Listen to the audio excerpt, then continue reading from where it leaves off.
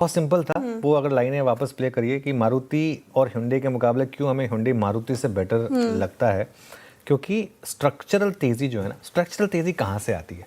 Structural तेज़ी जो होती है वो होती है कि आप किस कार को ज़्यादा बेच रहे हैं, है ना?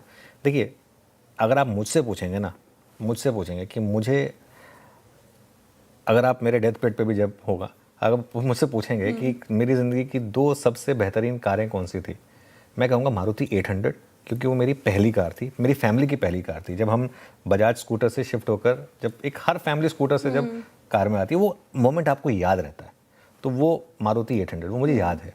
और दूसरी hyundai सेंट्रो, क्योंकि वो मेरी कमाई से, मेरी सैलरी से मैंने पहली गाड़ी ली, जो मैंने पहली गाड़ी ली थी वो hyundai सेंट्रो थी। तो ये अब इशू क्या है, आप hyundai की पाइपलाइन देखें और मारुति की पाइपलाइन देखें, क्यों मारुति की सेल्स hyundai से ज़्यादा बढ़ने के बावजूद hyundai का स्टॉक ज़्यादा चला है?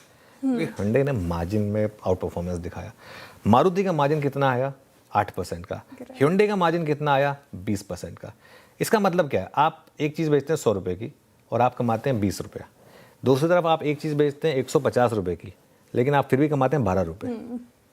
फ़र्क है। तो यही फ़र्क मार्केट आपको बता रहा है मारुति और hyundai का। और यही कारण था कि हमने एक आज एक व्यू लिया था कि अभी भी, और hyundai को तो एक्चुअली याद है थर्सडे से पॉजिटिव हुआ था। जब थर्सडे को नंबर्स आए थे ना, थर्सडे को चला, फ्राइडे को 10% भागा, आज सुबह 2% का गैप अप मिला। मतलब हर लेवल से अगर आप देखेंगे, इसने हर किसी को पैसा बना के दिया। अभी भी मेरा मानना ये है कि अगर नीचे आए तो फिर वापस मौका होगा। इंटरेस्टिंग, ऑटो पैक में अच्छे मूव्स आते हुए, और जुलाई ऑटो आंकड़े याद ही होंगे आपको जिस तरीके से आ रहे हैं, काफ़ी इंटरेस्टिंग। पर ऑटो पैक फिर से रखिएगा स्क्रीन पर, मारुति नीचे है, अशोक लेलैंड रखिएगा स्क्रीन पर, यहाँ अच्छे मूव हैं। Tata Motors passenger vehicle panel ने पिक भी किया, और ChatGPT और भारत फोर्ज हमारा पार्ट 2 भारत फोर्ज था, और देखिए कैसे शानदार मूव्स यहाँ पर। एक बार संवर्धना मदरसन देखेंगे Sachin ji, Bharat forge days high पर है हमारा ChatGPT काउंटर, संवर्धना मदरसन देखिए 1.5% ऊपर है। यहाँ पर कोई ट्रेड बन रही है क्या आज के सेशन में? शेयर यहाँ पर यूजुअली स्टॉक में ज्यादा बड़ा मोमेंटम नहीं होता, एंड एक इम्पोर्टेंट हर्डल इसने अभी अभी क्रॉस किया है 150 के ऊपर का, तो मुझे लग रहा है यहाँ पर थोड़ा सा कंजर्वेटिव रहूंगा मैं।